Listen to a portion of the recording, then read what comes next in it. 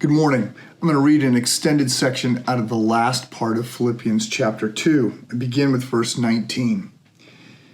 But I hope in the Lord Jesus to send Timothy to you shortly, so that I also may be encouraged when I learn of your condition.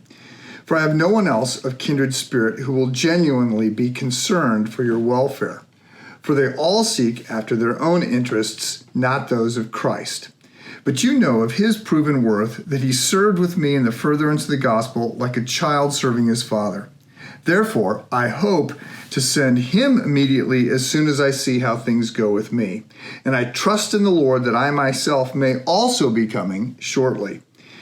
But I thought it necessary to send to you Epaphroditus, my brother and fellow worker and fellow soldier, who is also your messenger and minister to my need, because he was longing for you all and was distressed because you had heard that he was sick.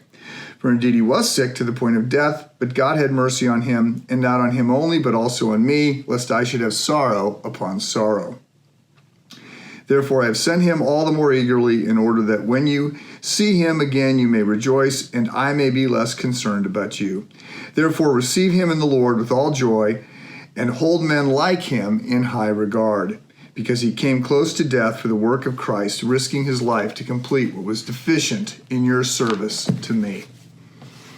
So this is a section in which we are reminded that when we're reading the New Testament letters, we are reading someone else's mail. In this case, we're getting some sort of housekeeping kinds of issues. Paul says a few things. He's sending Epaphroditus. Epaphroditus is a guy who helped him plant the church in Philippi. And he had been sent by the Philippians to check up on Paul. That Paul's in Rome in prison. He's appealed to Caesar to get out of this situation. So he had to go to Rome, and he's there in prison. He's there for quite a long time. And to get to Rome, Epaphroditus would have had to walk 800 miles. And just by way of reference, if you head out the door today and start walking southwest, when you finish walking 800 miles, you'll be in Texas. So this would have been a long journey, and he almost died on the way. We're not certain what went on, but he got sick, and they heard about that. So Paul is sending him back so that they will know that Epaphroditus is okay. He hopes also then to send Timothy after he finds out what's going on with him. So he's hoping that he's going to get a trial, that he's going to get released. He hopes he can come as well later after that. But it's all sort of bizarre to think in a world in which we have instant messaging. I remember when fax machines were developed, I didn't think it was a good idea that there was no time to think. I like this idea that, they're processing on an 800-mile walk, time to hear from the Lord, time to slow down.